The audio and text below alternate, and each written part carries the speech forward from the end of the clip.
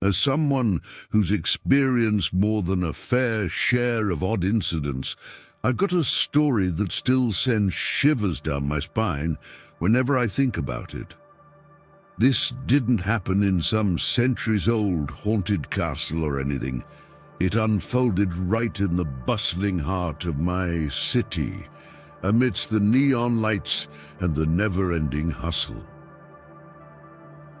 I was in my sophomore year of college, just trudging through the days after my mom passed away from cancer.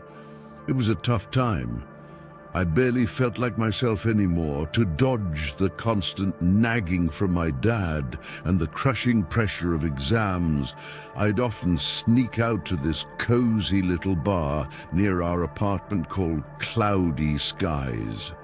It's as cliché as it sounds, a dimly lit place filled with melancholy jazz, where I drown my sorrows in endless cups of coffee. My life took an unexpected turn when I met Emily and her brother Mark online. Emily was this vibrant soul, full of life and laughter, and she could dance. Belly dancing, to be precise. We met at Cloudy Skies, and let me tell you, watching her dance was like watching magic in motion. It didn't take long for Emily to pull me out of the dark pit I'd sunk into. I started feeling alive again, and before I knew it, we were dating. Sinula, Emily and Mark had started an online store after high school and were making a decent living off of it. I was so captivated by their success that I considered dropping out of college to join their venture. Predictably, my old man was against it. He detested the idea of me being with Emily to begin with and was unnervingly vigilant over every move I made, even keeping tabs on my online activities. One night, after sneaking back home to avoid my dad's usual rant for coming in late, something really strange happened. He didn't yell. Instead, he made my favorite dish and even served me homemade apple juice. It was bizarre, to say the least, a stun. Later that night, while I was sure my dad was asleep, I logged onto my computer. A request popped up from someone with the same username as mine, asking to add me as a friend. Curiosity got the better of me, and I accepted. This person claimed they were me from the future, sending messages to help me navigate incoming dangers and opportunities. I was skeptical, to say the least, but decided to play along. The next day proved to be as surreal as the conversation I had the night before. My phone, predicted by my future self, somehow ended up in the laundry and was destroyed. My dad clumsily apologized, claiming it was an accident. The eerie part was a flyer I saw later for a cellular company's customer loyalty draw, where an iPhone was up for grabs. Lo and behold, I actually won the exact model my future self had mentioned. Fast forward a bit, and the story took a darker turn. Emily approached me for a loan, claiming her brother's store was in trouble. Despite my emotions running high, I remembered the warnings from my so-called future self and hesitated. The situation escalated quickly from there, devolving into a complicated mess involving pregnancy scams and desperate attempts at extortion. Each step of the way, this mysterious online friend sent preemptive warnings about events that unfolded exactly as predicted. In the end, it turned out to be my dad all along. He had staged the whole future self scenario to protect me from making life-altering mistakes. He knew about Emily and Mark's true colors and was tracking their every move to keep me safe. My relationship with my dad transformed that day. I realized the lengths he'd go to ensure I stayed on the right path. The entire ordeal felt like something straight out of a thriller movie, except it was all real, and it happened to me. Looking back, I can't help but marvel at the bizarre twists and turns my life took. It's a story I often share when the nights grow long and the conversation turns to eerie experiences.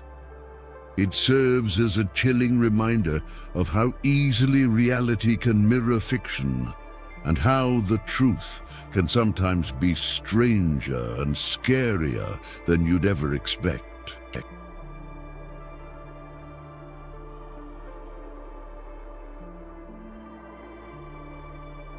First day at my new job, I couldn't help but notice Jake. Something about our shared name component, Jake. In my superstitious mind, it signified a cosmic pairing. But here's the catch. I'm pathologically shy. Even after years at the company, my interactions were few and far between, making me somewhat of an office ghost. Jake, on the other hand, was a recruitment coup from a rival firm, quickly proving his worth by topping sales charts, not to mention his charisma and talent, which had him at the center of many a conversation, especially after he performed at the office party. So, you could say I admired him from afar, until a serendipitous elevator ride. We found ourselves alone, and despite a clumsy moment where I nearly fell into him, he was nothing but a gentleman. That brief interaction had me on cloud nine, despite it ending as quickly as it began, with Jake mentioning an email I supposedly sent him, suggesting we grab dinner after a busy period at work. Confused, I scoured my emails but found nothing. Did he mistake me for someone else, or was this some serendipitous error in my favor? Fast forward, at a company meeting, Jake passed a compliment my way about some rice balls I apparently knew he'd like. Another confusion on my part, as I'd never done such a thing. Then, out of nowhere, he invited me to a movie. We agreed to meet outside the Grandview Theatre, a date that felt straight out of my dreams. But as fate would have it, Jake never showed. I waited, battled with the idea of calling him, only to realize I didn't even have his number. Heartbroken and confused, I decided to confront him directly, obtaining his address from company records. Seeing him outside his apartment, disheveled and distant, was a far cry from the office Jake. Confrontation led to confusion. He claimed ignorance about our conversations, our planned date, even about my existence.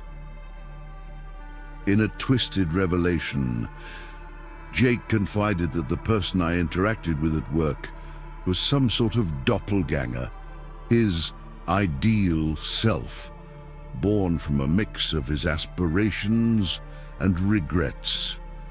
A figment that ironically seemed more real in his life than he did. I was stunned. He was a man so lost within himself that his fantasies walked among us, leaving trails of confusion and heartbreak. Despite the disillusionment, I couldn't shake off the encounter. That is until Jakey approached me again at work, his usual confident self, suggesting another movie date as if our disastrous first plan had been a success. I confronted him, only to be met with genuine confusion and a shared selfie of us during our supposed first date. The image was shocking, as the girl beside him, though unmistakably me, was someone I didn't recognize. Cheerful, outgoing, essentially the me of my deepest desires. I realized then that somehow, in some inexplicable twist of fate, or perhaps a longing so strong, my own ideal self had found a way out, interacting with Jake's better half, leaving the real us bewildered, questioning our sanity. The dreams we harbor, it seems, can sometimes escape, weaving themselves into the very fabric of our reality, leaving us to wonder where the line between aspiration and actuality truly lies.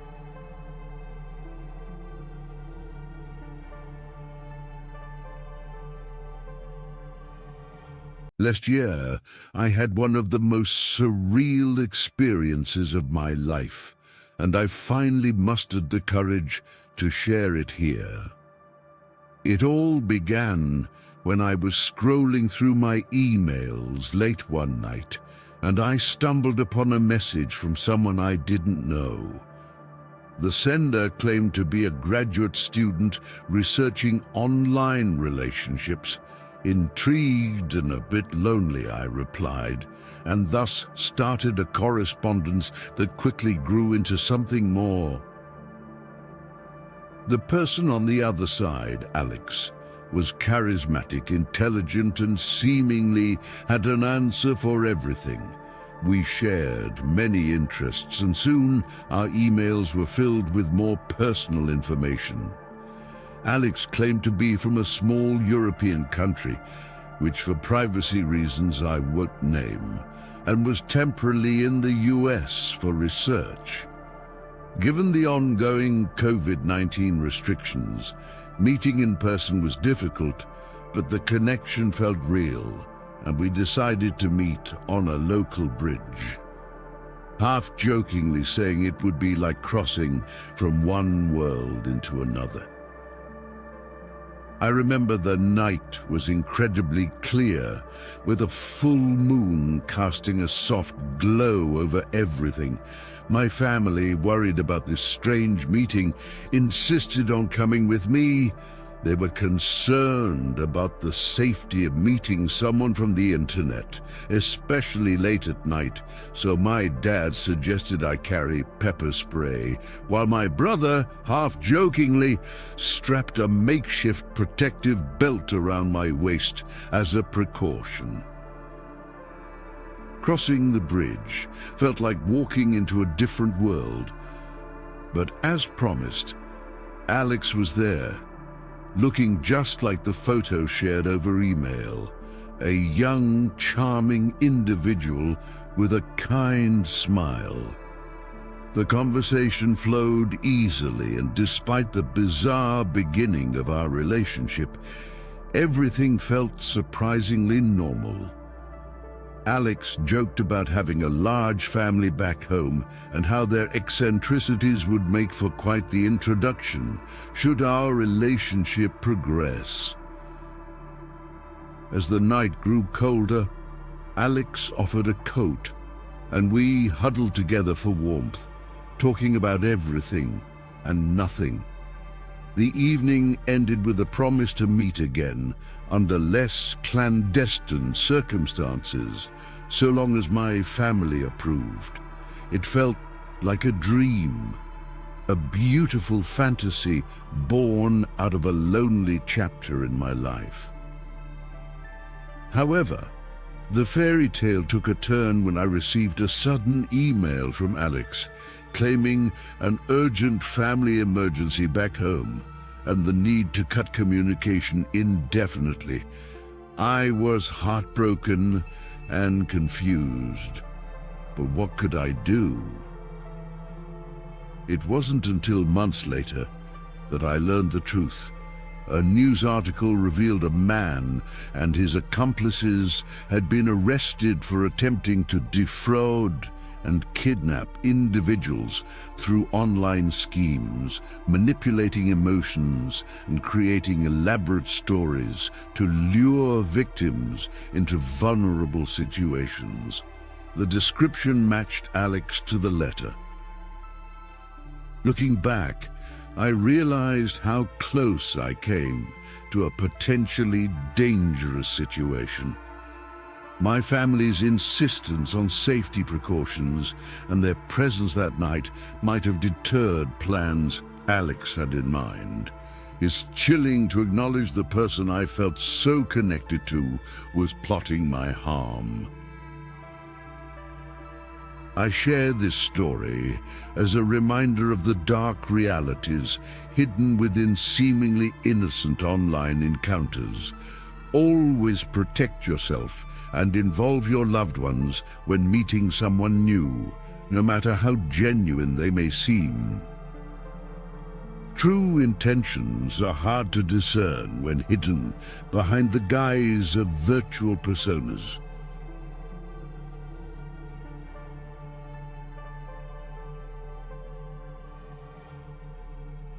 It was a sweltering July evening in the bustling city, the kind of summer heat that makes everyone pray for the AC to never fail. After what felt like an eternity riding the crowded bus home, I finally made it back, completely drained. Just as I slumped onto my couch, my phone chirped with a creaky ringtone. New message.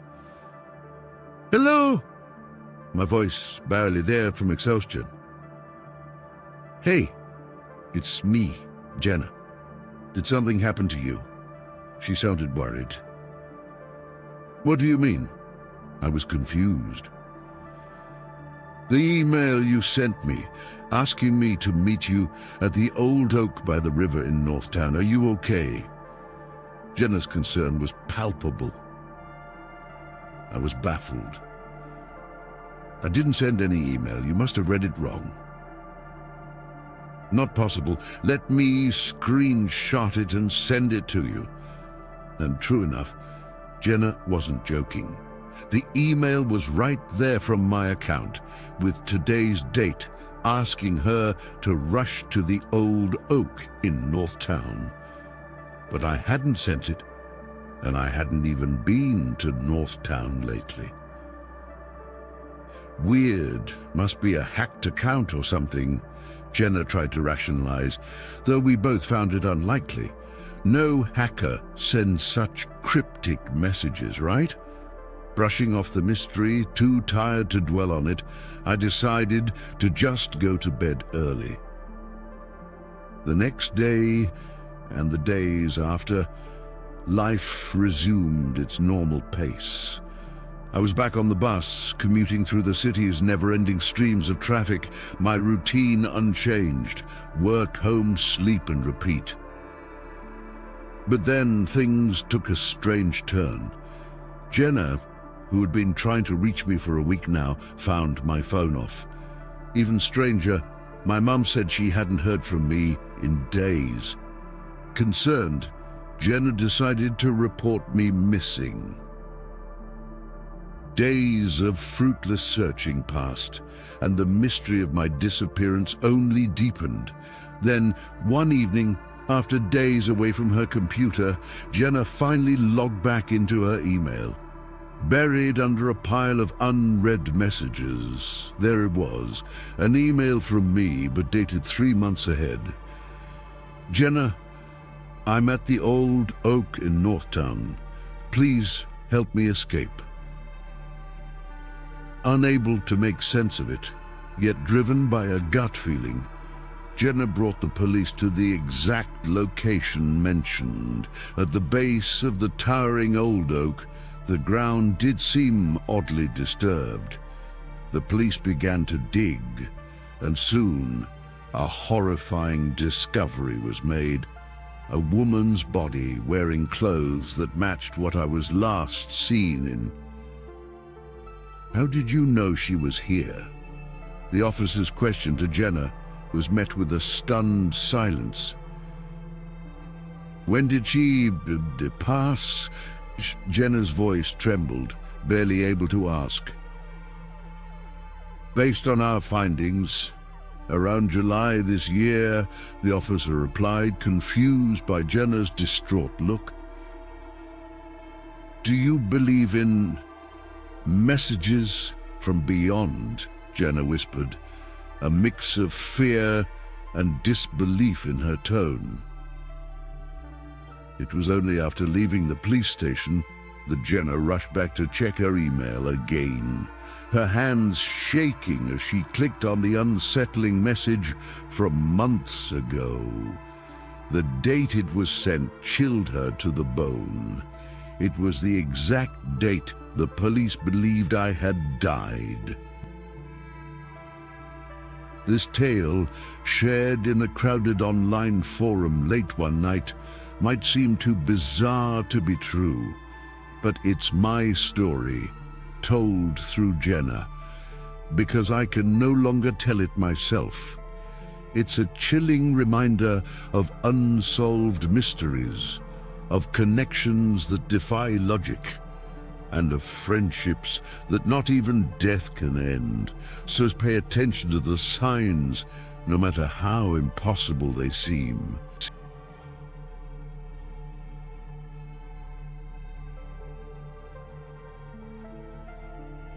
Hey everyone, I'm Alex.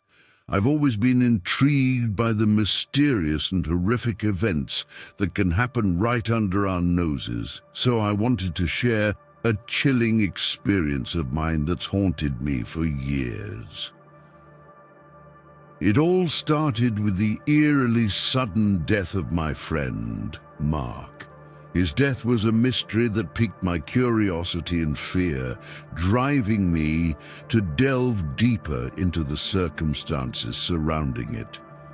After a year filled with confusion and relentless searching for the truth, a breakthrough came one fateful Sunday afternoon while I was organizing files at the student union office.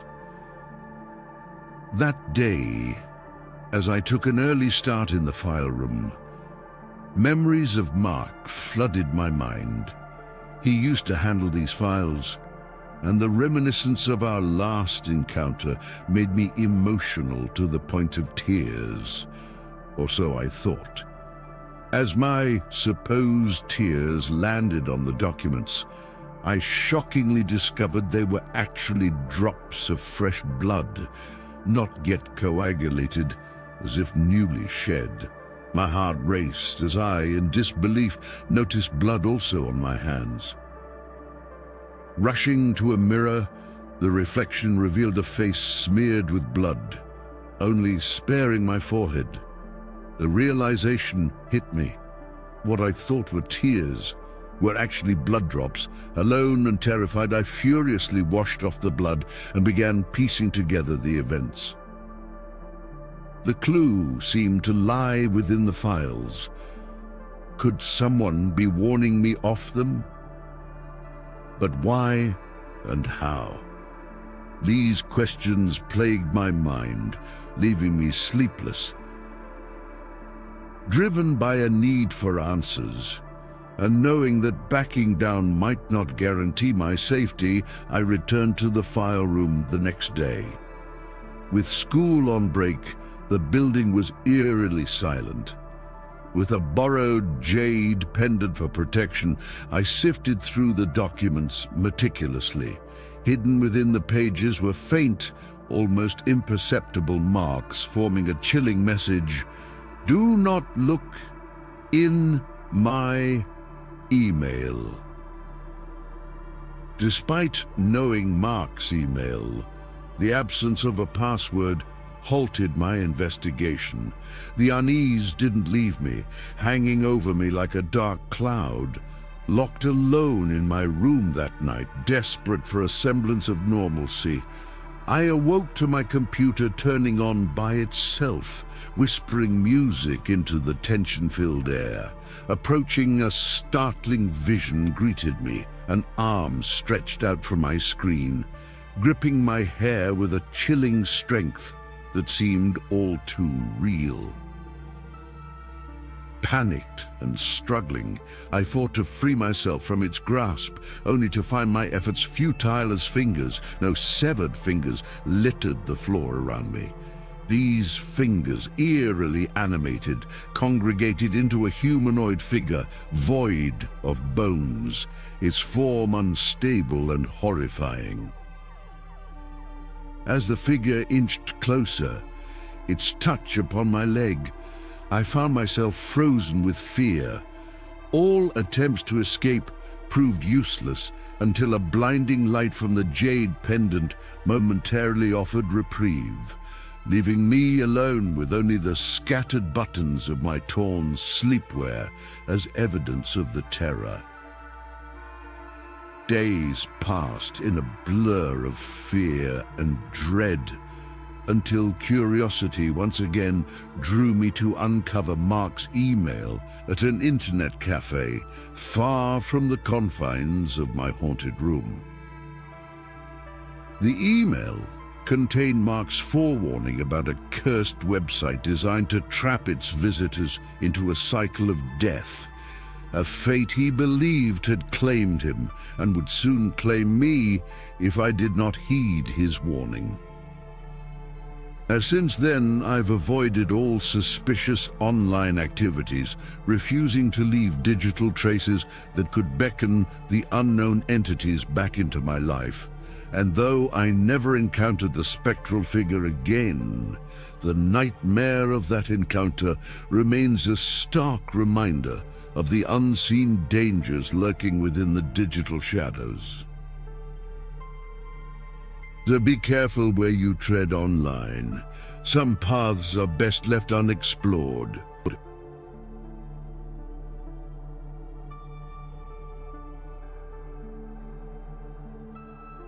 That night I couldn't sleep. The wind outside was howling, as if it knew the darkness it carried with each gust. Everyone in our dorm was asleep, their dreams untouchable by the spine-chilling silence that only night could weave. My little desk lamp was the only source of light, casting long shadows across my room as I tried to cram for the upcoming exams. My name's Alex, and if you knew me, you'd know that academics weren't exactly my forte. The exam month was upon us, a period that could drag even the most studious into despair. Sitting there, eyelids heavy as lead, I relied on pure will to keep me awake. The computer screen in front of me glowed, a beacon in my dimly lit battlefield. I was waiting for a field transfer from a study buddy, cursing under my breath about the slow process. Finally, at 3 a.m., the transfer was complete. But just as I was about to call it a night, an email notification popped up. Who in the world? I mumbled. Curiosity piqued enough to delay my escape to sleep. The sender's address was unfamiliar, a string of numbers that made no sense to me. The content of the email was even more bizarre. It was from a company offering to solve academic challenges for a price. Despite the red flags waving in my sleep-deprived brain, desperation nudged me, and I replied with a 4, as instructed to accept their help. To my astonishment, the company responded instantly with an attachment that contained the exact exam paper I was dreading, along with the answers. Ecstatic, I brushed aside any doubts and focused on memorizing the content. The exam went as you'd expect. I aced it, feeling a mix of guilt and thrill. Flush with success, I eagerly requested the next set of answers with another 4. However, this time the company asked for a signed agreement. In my haste and excitement, I signed without reading the details. The succeeding exams were a breeze. I was on cloud nine, utterly oblivious to the storm brewing on the horizon. Days after my last exam, the reality of the agreement I had blindly signed into hit me. An email arrived stating it was time to pay the price for the services rendered. Scrolling through the email, a button labeled "Yes" in an almost sinister shade of red beckoned me. Just as I was about to click it, a hand clapped on my shoulder, jolting me back to reality. It was my roommate, Mike, who'd returned late from a night out.